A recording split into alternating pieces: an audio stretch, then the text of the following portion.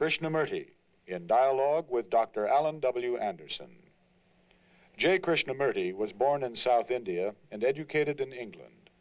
For the past 40 years, he has been speaking in the United States, Europe, India, Australia, and other parts of the world.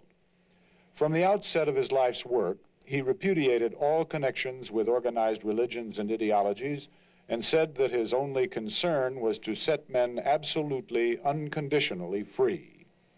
He is the author of many books, among them The Awakening of Intelligence, The Urgency of Change, Freedom from the Known, and The Flight of the Eagle. This is one of a series of dialogues between Krishnamurti and Dr. Alan W. Anderson, who is professor of religious studies at San Diego State University, where he teaches Indian and Chinese scriptures and the oracular tradition. Dr. Anderson, a published poet, received his degree from Columbia University and the Union Theological Seminary. He has been honored with a Distinguished Teaching Award from the California State Universities. Mr. Krishnamurti, in our last conversation, we were talking about religion as a phenomenon in relation to our concern for inquiring into the transformation of each individual human being, a transformation that is not dependent on knowledge or time. And during our discussion of religion, you were speaking about what you regarded to be religion in the true sense, its relation to the act of attention, and how when the whole personal history of hurt is a reference, this act of attention simply is vitiated, cannot come to pass. And through the discussion of hurt that we had, we touched toward the end of the discussion on love. And if it's agreeable with you, perhaps we could explore this question of love now.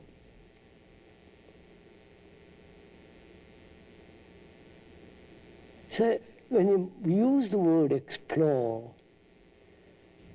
are we using that word intellectually, exploring with the intellect, or exploring in relation to the word and seeing in that word the mirror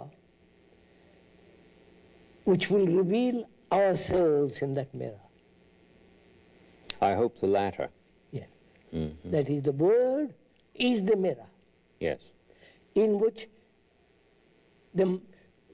I, as a human being, observing. So the word explore really means observing myself in the mirror of the word which you have used. Mm-hmm. So the word then becomes the thing, not just a word by itself. Right. Mm-hmm. And therefore it's not intellectual exploration, a theoretical explanation.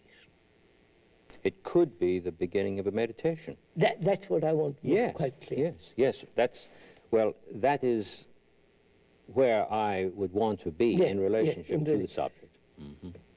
And exploring also means the mind must be very serious, not mere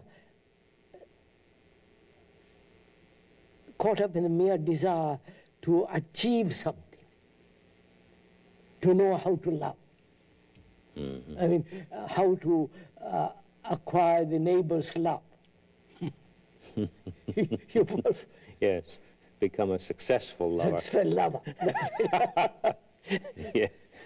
Mm-hmm. So, I think when we explore that word and the meaning and the significance of it, one has to be really very, very serious about this matter. Because they are using this word so loosely, it's become so corrupt. Love of God, love of my wife, love of my property, love of my country. I love to read. I love to go to the cinema. I love to go to... Mm-hmm. Mm-hmm. And one of our difficulties is modern education is not making us serious. We are becoming specialists. I'm a first-class doctor, first-class surgeon, first-class physician, and so on, so on. But the specialist becomes a menace that way. A learned ignoramus. Yeah. Yes. And education, as we were saying previously, is to encourage to see that the human mind is serious. Serious to find out what it means to live, not just become a specialist. So if that's all understood, and much more, what is love?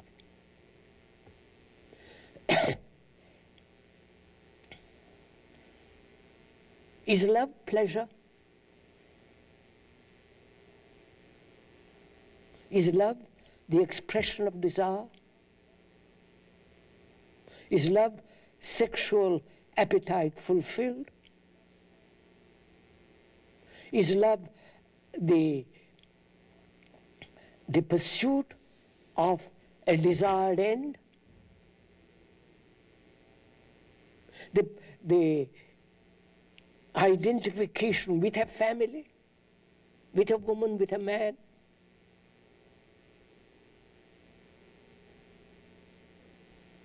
Is love a thing that can be cultivated? That can be made to grow? When I have no love, I think about it, I do all kinds of things to it so that I know how to love my neighbor.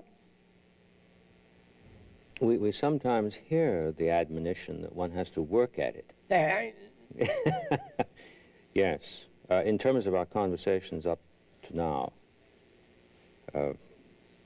that would be a denial of it. So, is love pleasure? And apparently that it is now. Seems to have been debased to that. I mean, now, actually it is that. It's what we call love. Love of God. I don't know what God is, and yet I'm supposed to love Him. And therefore I transfer my pleasures of the world, of things, of sex, to a higher level which I call God. It's still pleasure. So, what is pleasure in relation to love? What is enjoyment in relation to love? What is joy? The unconscious feeling of joy. The moment I recognize joy, it's gone. And what is the relationship of joy, enjoyment, and pleasure to love? With love. Unless we understand that, we shan't understand what love is. Yes. Yes, I followed you.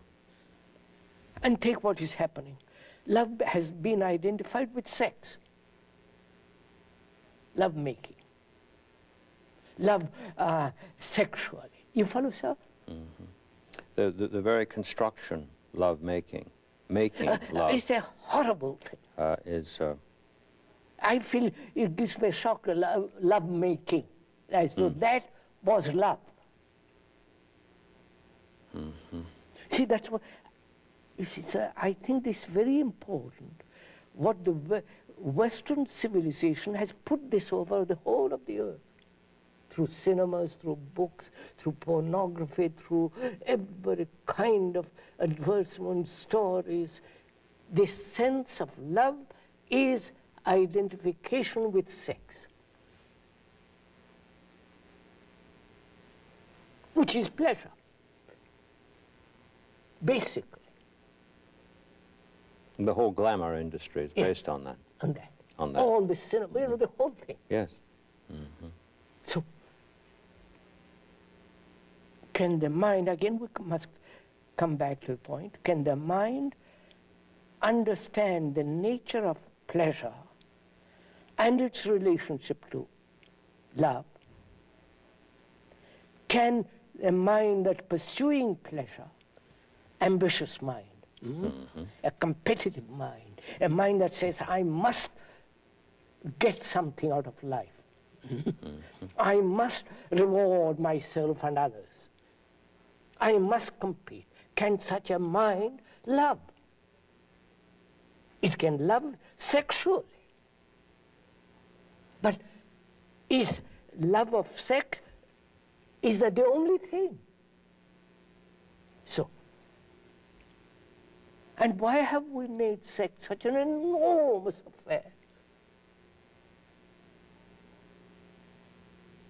Volumes are written on it. Unless really one goes into this very, very deeply, the other thing is not possible even to understand.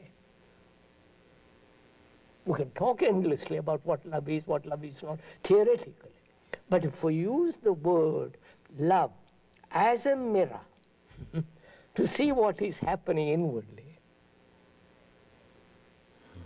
and I inevitably must ask the question whether it's pleasure in its multiple forms.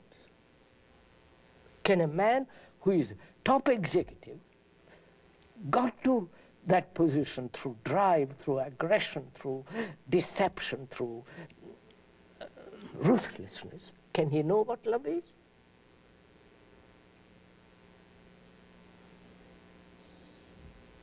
And can the priest who talks everlasting love of God, he's ambitious to become a bishop, archbishop, or whatever his ambitions, or sit next to Jesus. Who will sit on the right hand? Right hand. So can that priest who talks about it know what love means? No, he thinks he can, with reference to something called a higher love, which is based on a denial of a lower one. Yeah, I mean, that's So just that's words. In that conflict, there can be no love. So then our whole social, moral structure is immoral. Oh yes, I mean, this is a thing that is appalling. And nobody wants to change that. On the contrary, they say, yes, let's carry on. Put on a lot of coating on it, different colors more pleasant, and let's carry on. So, I mean, if a man is really concerned to come upon this thing called love, he must negate this whole thing, which means he must understand the place of pleasure,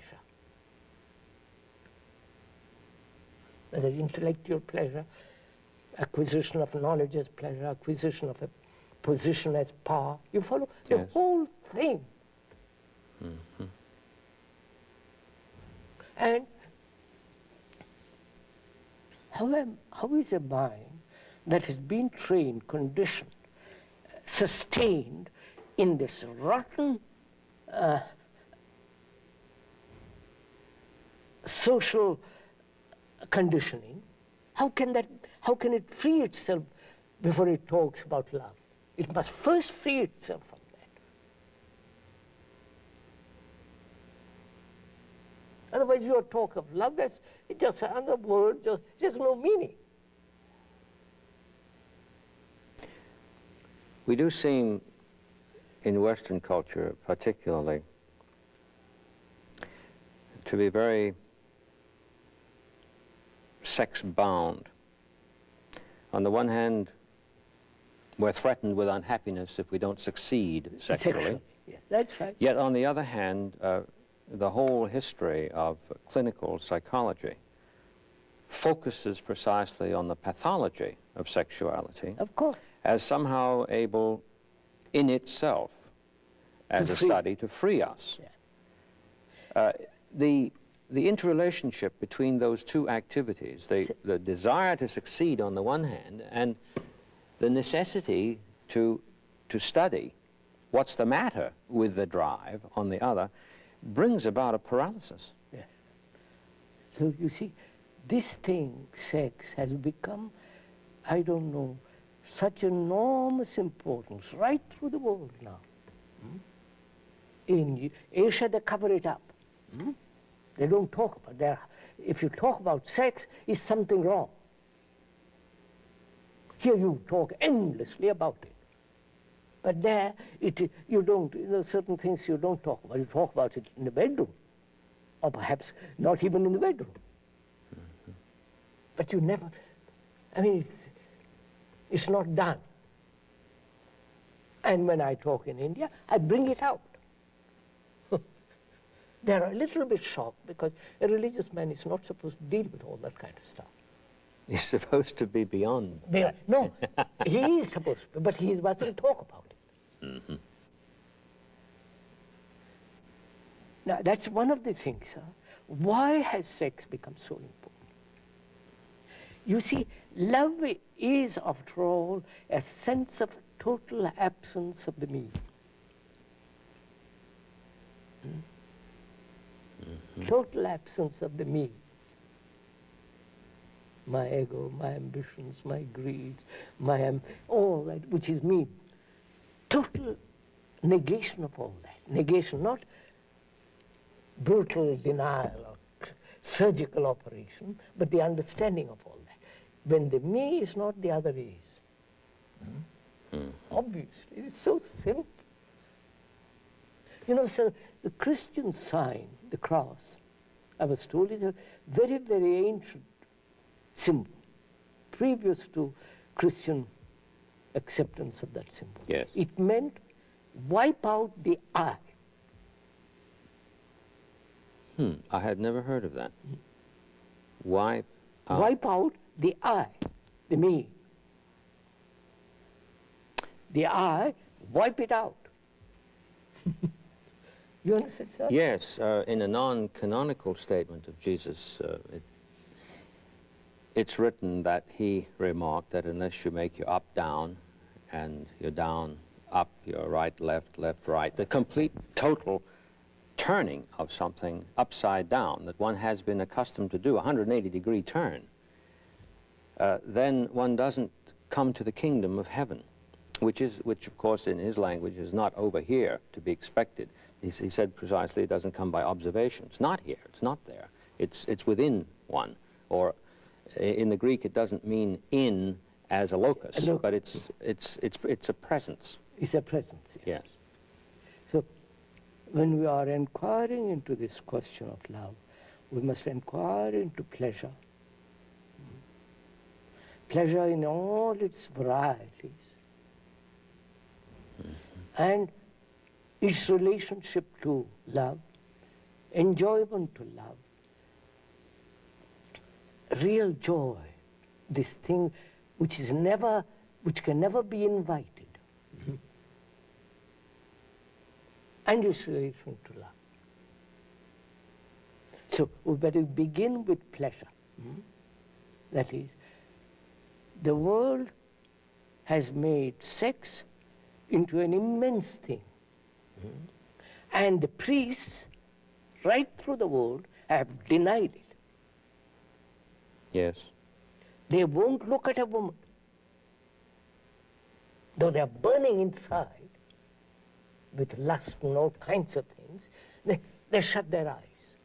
And they say, only a man who is a celibate can go to God. Think of the absurdity of such a statement. So anybody who has sex is damned forever. Then you have to invent some story as to how it was we so-called fell into it. I fell into it, or Virgin Mary. You follow the whole idea? The whole thing. Which is a farce. So why have we made it such a fantastic, romantic, sentimental affair, sex? Is it because intellectually we are crippled? We are second-hand people. You follow, sir? I repeat what Plato, Aristotle, Buddha, somebody said. And therefore my mind intellectually is third rate. Exactly. So it is never free. So intellectually I'm a slave. Emotionally I become romantic. I become sentimental. And the only escape is sex, where I'm free. If the woman or the man agrees, if they're compatible on all the rest of it, then it is the only road, only door through which say, for God's sake, at least I am free here. In the office I'm bullied, you follow, sir? In the factory I just turn the wheels. So this is the only escape for me. The peasant in India, the poor villager in town or in villages, look at them, that's the only thing they have.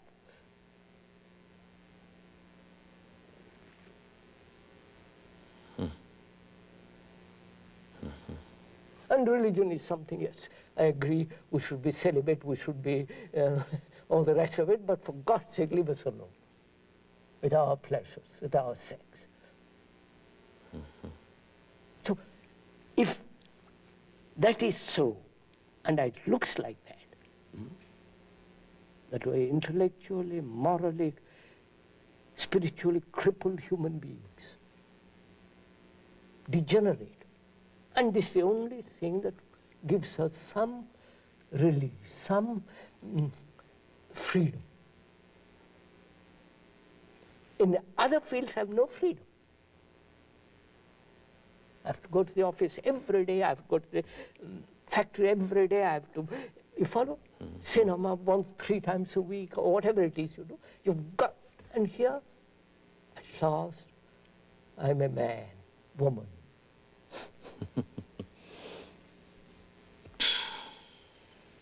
So I made this thing into an enormous affair. And if I'm not sexual, I find out why I'm not sexual. I spend years find out. You follow, sir? Books are written. It has become an nauseating thing, stupid thing. And we have to also, in relation to that, let's find out what is celibacy. Because they've all talked about it. Every religion has talked about it, that you must be celibate. And they said, Christian will say, Virgin Jesus was born immaculate. You follow it?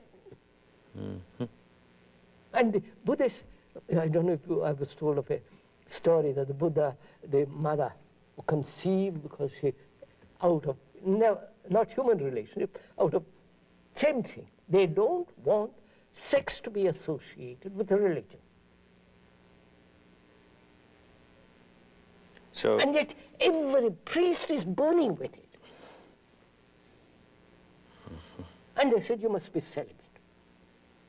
And they take a vow of celibacy. I told you the story of that. oh poor yes, monk. oh yes, yes.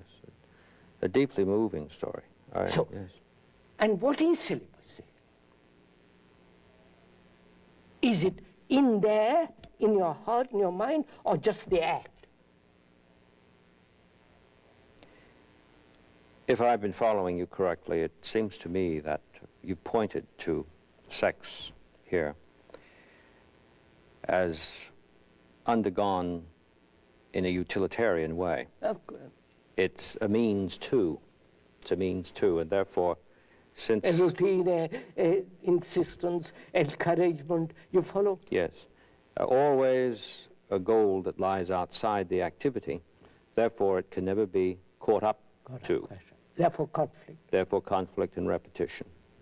And therefore, what is celibacy? Is it the act or the mind that is chaste? You follow? It must be the And mind. the chaste that is chaste chaste. mind which means a tremendously austere mind. Not the austerity of severity and ruthless acceptance of a principle and all the rest of it. This goes back to the earlier conversation Yes, we were talking about hurt. That's right. The chaste mind would never be hurt. Never. And therefore an innocent mind, Yes. which has no picture of the woman or the man or the act, none of that imagination.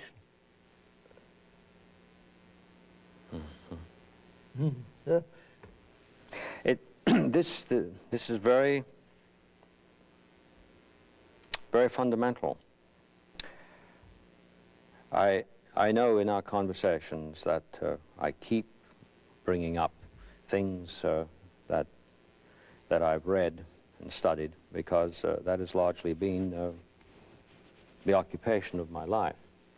And the thing that moves me so deeply in listening to you is that so many of the things that have been said over the centuries and written over the centuries ought to have been understood in the way that you have been presenting them. We even have a tradition, for instance, in Christian theology, that what is called the fall of man began at the point of imagination. right? And yet that hasn't been properly understood, it seems to me. Otherwise, had it been properly understood, we would not be in this immense conflict that we're in. Christians have first invented the sin and then all the rest of it. It has been the cart It's before the so horse. very- Yes, I do see what you're saying. So can the mind be chaste? Not can the mind take a vow of celibacy and remain and have burning desires, you follow? And we talked about the other day, about desire. We are burning with desire. All our glands are full of it. So, chastity means a mind that has no hurt, no image, no sense of pictures of itself, its appetites, its all. Can such a mind exist in this world? Otherwise, love is not. I can talk endlessly about love of Jesus, love of this, love of that, but it becomes so shoddy. Because it's love of. Yes. Yes, yes. Love as an activity is not the same as love undertaken as a means. Yes, sir. So love is love pleasure.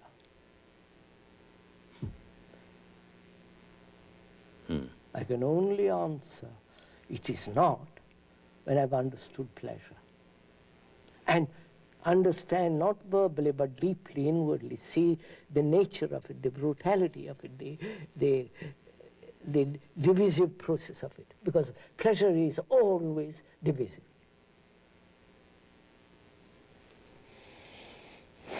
Enjoyment is never divisive. Joy is never dividing. It's only pleasure that's divided. When you listen to an Arab about the oil, the energy, it is his pride. You follow? You see it in his, and you see it in the ministers, in the politicians. This whole sense of arrogance, of power, and at the same time they talk about love. But it's always love of. Of course, love of or love of, I don't know what they mean anyhow. It has no meaning. It's a love of my country, and my love is going to kill you. Yes, yes. So, you see, sir, we have to understand this killing too.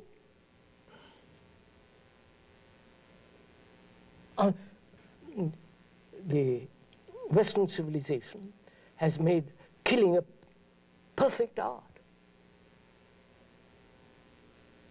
The war, science of war. They have taught the whole world this. And probably the Christians are the greatest killers after Muslims. And I believe the real religious, the original Buddhists were really non-killers. Yes. Yes, the That's the only history. religion said don't kill and keep it. I must tell you this lovely story. I was several years ago in Ceylon,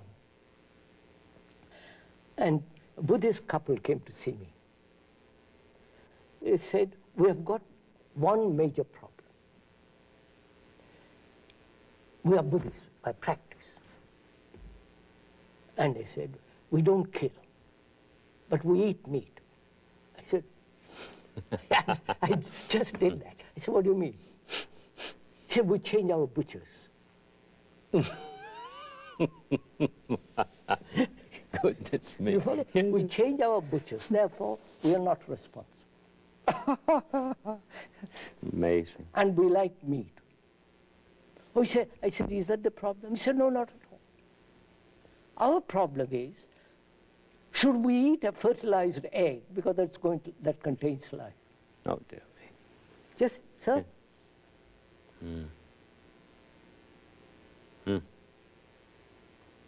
So, when we talk about love, we must also talk about violence and killing. We kill, we have destroyed the earth. You understand, sir? Polluted the earth. We have wiped away species of animals and birds. We are killing baby seeds. You've seen on the Oh, I plate have, yes. how a Deeply. human being can do such It's deeply shocking. for some woman to put on that fur. And he'll go back and say, I love my wife.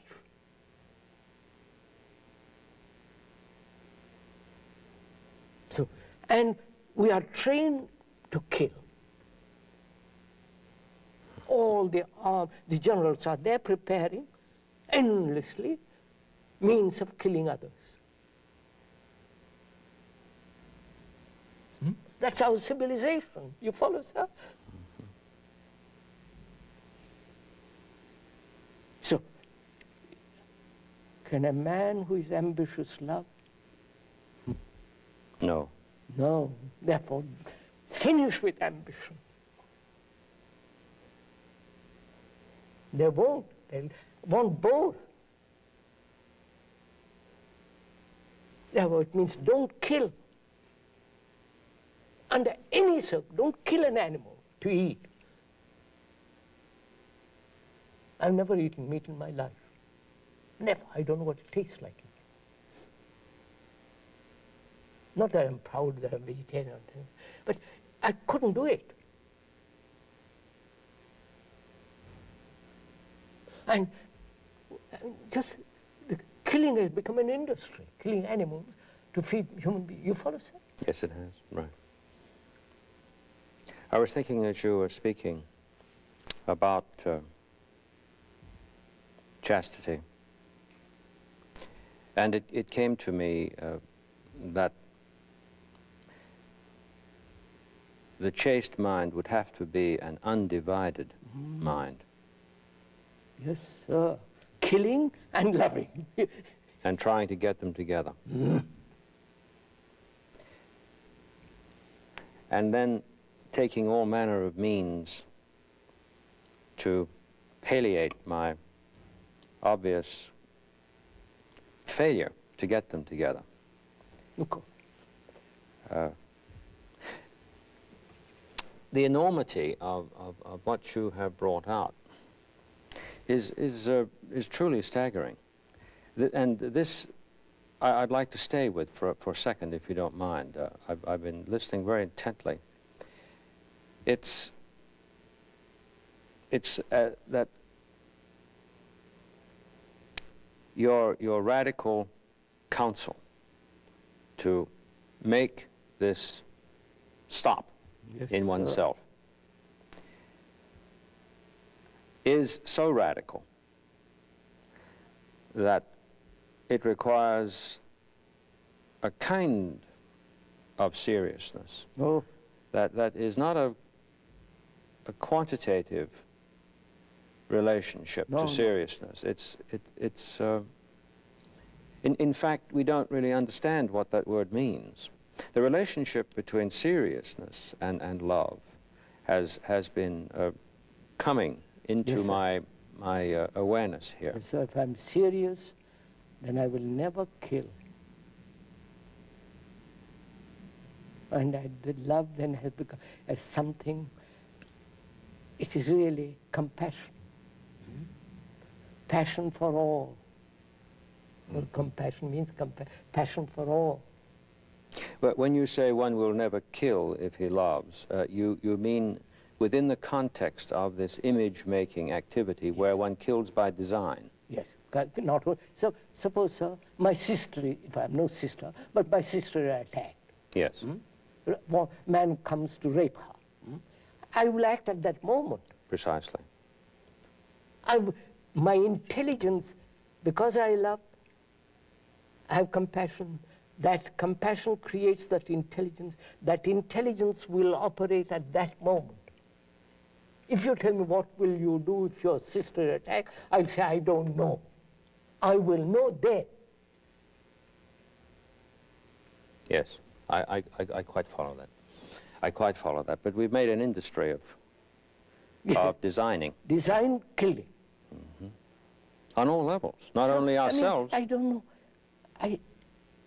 I saw the other day on the television, in the Red Square, those enormous intercontinental missiles shot off to kill God. No? Blind killing.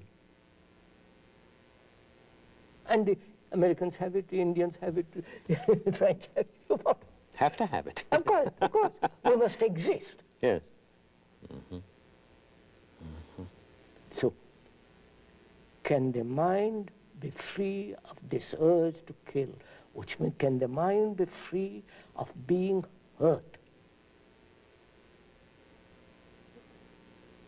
So, when there is hurt, it does all kinds of neurotic things.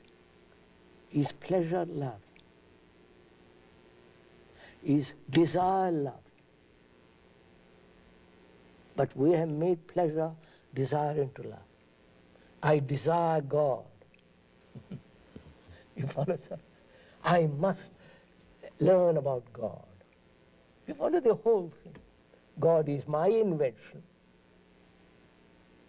My image out of my thought, I have made that image. And so go around in circles. So I must know what enjoyment is. Is enjoyment pleasure? When I enjoy a good meal or a good sunset or see a beautiful tree or woman, whatever it is, at that moment, if it doesn't end, it becomes pleasure.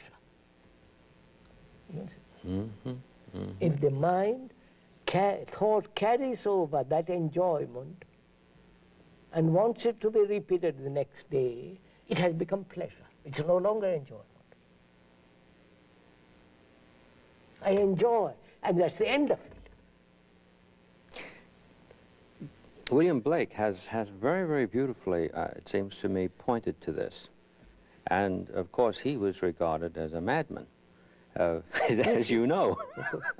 I might not remember the words precisely, but I think part of his little stanza goes, "He who kisses a joy as it flies lives to see eternity's sunrise." Yeah. It's the joy that he kisses as it flies, not the pleasure, No. and it's as it flies. And what you've said is that if he won't let it fly, holds it, And then we've fallen out of the act of Then it's joy pleasure, yes. into this pursuit of pleasure. endless, repetitive, in the end, mournfully boring thing. And I called think, pleasure. sir, that is what's happening in this country as well as in Europe and India. It's primarily in this country. The desire to fulfill instantly.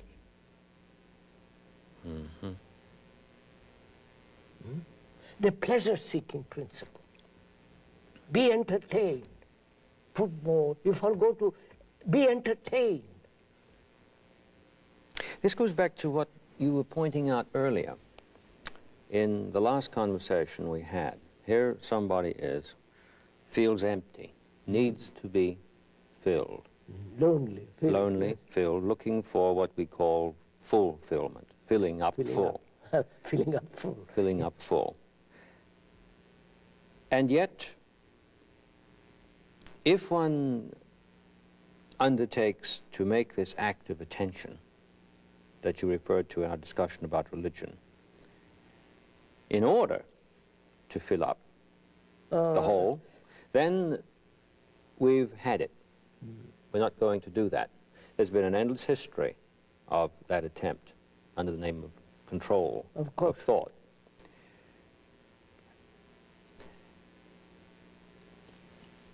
It would seem that if one doesn't begin in love, he will not make this act of attention in a non-utilitarian way. Yes. He simply will Non-utilitarian. make it in a utilitarian, if he doesn't begin. It's not of in the love. marketplace, quite. And that's why in one of the very early conversations we had, I take it, you said that the start is the end. Yeah. The beginning is The beginning is the end. First step is the last step. The first step is the last step. Quite right. What I've been thinking about all through our conversation so far is what is involved in, the word involved I don't like. What must one do? Well, that's no good either. There is something, we're speaking about an act that is a radical end to all this nonsense that's been going on, which is terrifyingly destructive nonsense. I know, sir. There is the doing of something. That is the seeing of all this. And Sir. you've said the seeing is the doing, Doing. is the act. As I see danger, I act. I see the danger of the continuity of thought in terms of pleasure. I see the danger of it, therefore end it instantly. If I don't see the danger, I carry on. If I don't see the danger of nationality, I'm thinking that's very simple, I carry on. Murdering, dividing, seeking my own. But if I see the danger of it, it's finished.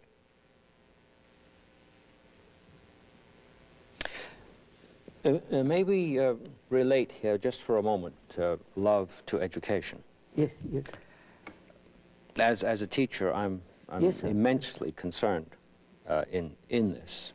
So what we have been discussing in our dialogue for the last week and now is part of education. Of course it is.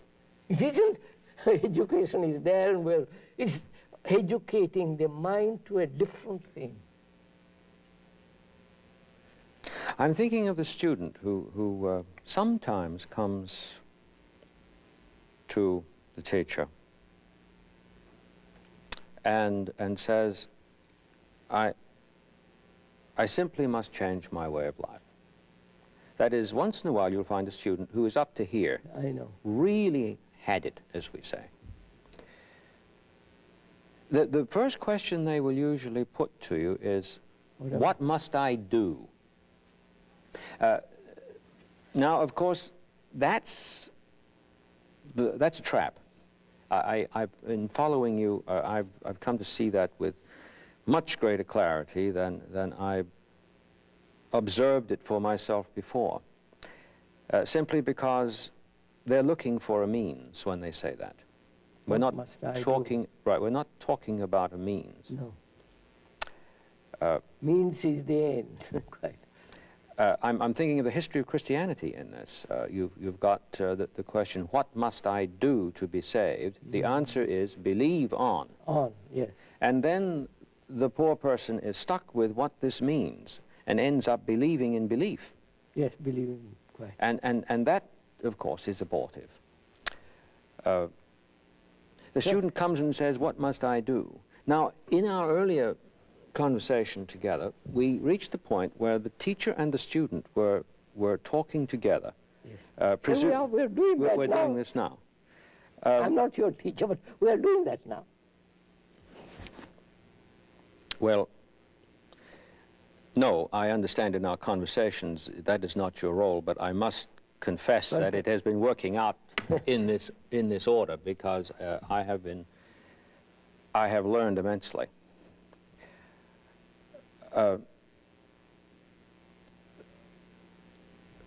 There are two things here that I want to get clear, and I need your help.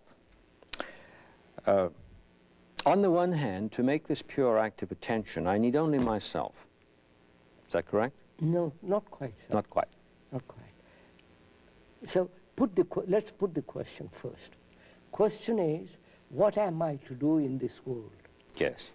That is, what is my place in this world? Mm-hmm. First of all, the world is me. I'm the world. That's absolute fact. Mm-hmm. And what am I to do?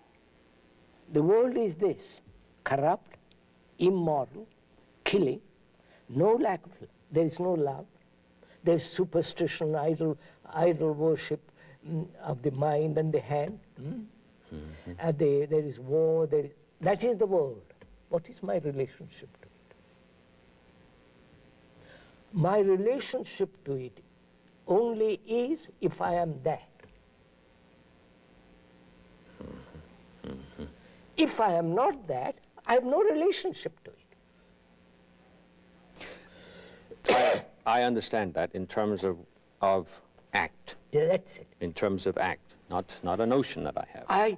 For me, the world is corrupt, is geared to killing. And I won't kill. What's my relationship to the man who goes and kills a baby seal? I say, my God, how can you do such a thing? You follow, sir? I won't cry about it. I do. How can you educate that man or the society which allows such a thing to happen? Then perhaps I should rephrase the question and say, well, when I do whatever is done in making this pure act of attention, I am not separated from the world in which I am, and the world is not separate. I come to it from a different angle altogether. Exactly. Fine. Now, I come to it, sir, because there is something different in me operating. yes. Compassion, love, intelligence, all that is operating in me. But it seems that two possibilities are here. On the one hand, making this pure act of attention doesn't require that I be in the physical presence of another human being. But of course, I am always in relation, whether I'm there or not. Of course. Yes, I fully grasp that. But then the second possibility is that within conversation, as we are enjoying it together now, something occurs, something takes place. It's not that we must be together for it to take place, and it's not that we must be alone for it to take place.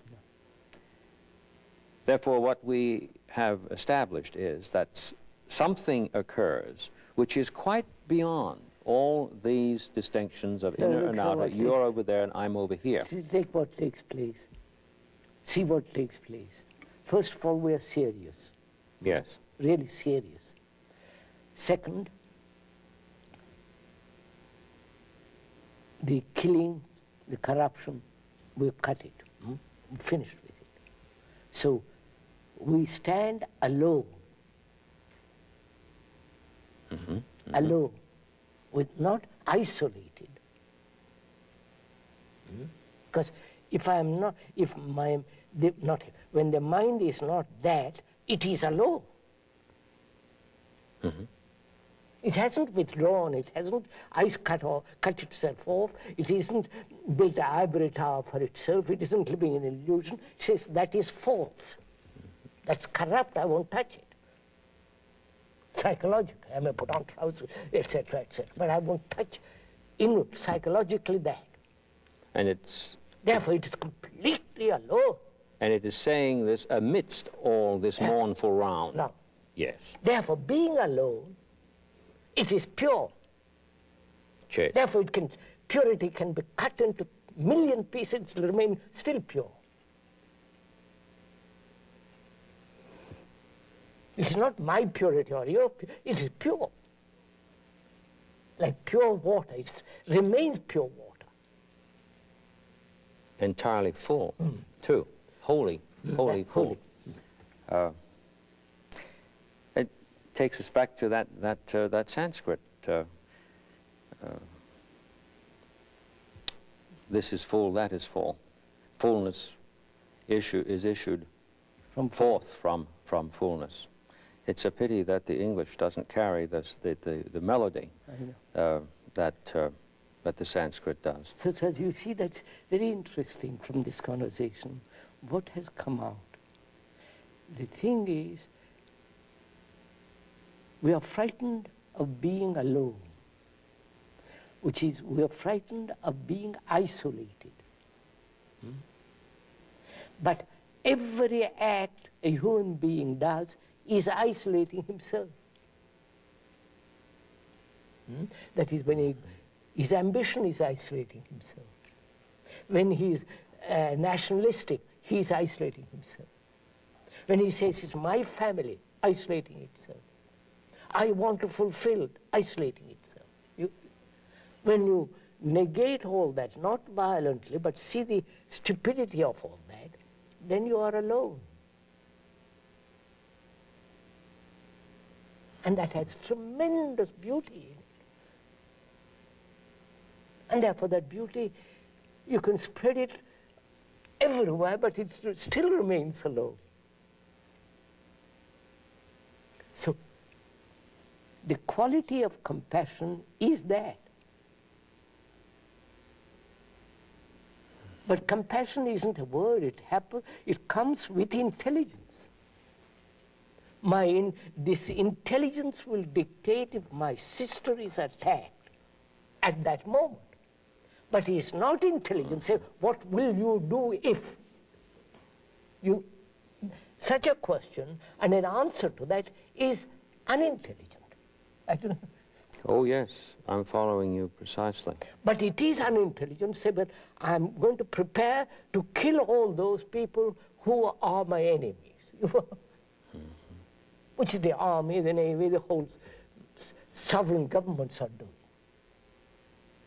So, love is something, sir, that's really chaste. Chastity is the quality of aloneness, and therefore never hurt. I don't. It's interesting that in this one act, one neither hurts himself nor another. No. It's a total abstention from hurt. So, wait a minute. I have given you all my money because I trust you. And you won't give it. I said, please, give me a little of it. You won't. What shall I do? What is the act of intelligence? You follow? Act of affection, act of compassion. That says, what will it do? You follow my question? A friend of mine, during the Second World War, he found himself in Switzerland. He had quantities of money, plenty of money. And he had a great friend from childhood. And to that friend, he said, he had to leave the next minute because something, war took place and he had to leave the country and all the rest. So he took all the money and said, here, my friend, keep it for me. I'll come back. I'll come back when the war is over. He comes back and says, please. He says, what money? Goodness me. You follow, sir? So, what should he do? Not theoretically. You're put in that position. You give me something. You entrust me with something. And I said, yes, quite right. You give me, now whistle for it. What is your responsibility? Just walk away? No, if there were a means to recover it, then that would be done upon the instant. Intelligent. Intelligence would take over. Therefore, that's what I'm saying. Love is not forgiveness. You follow? I forgive and walk away. Love is intelligence. And intelligence means sensitivity. To be sensitive to the situation. And the situation, if you are sensitive, will tell you what to do. But if you are insensitive, if you have already determined to what to do, if you are hurt by what you have done, then it is insensitive action takes place. I don't know. Yes, of course. Yes, of course. This raises very, very interesting questions about what we mean by conscience. Yes. The word conscience, it seems to me, has invited an astonishing amount of rubbish and comprehension of what's going on. Therefore, sir, one has to investigate what is consciousness. Yes. I don't know if it's time now, but that requires, we'll do it tomorrow. Yes. Another day. What is consciousness and what is conscience and what is the thing which tells you to do or not to do? Consciousness in its relation to relationship is something that when we have a chance I should like to explore with you. I remember years ago in graduate school being very arrested by coming across a statement that was made by an American thinker, I think Montague was his name, when he said consciousness has been very badly understood because it has been thought that there's something called shusness. But there is no such thing as shusness. We've got to get the con in there, together, the relationship, and without that, we've had it. I do hope that next time, when we have the opportunity in our next conversation, we could explore that. We have to discuss this question, living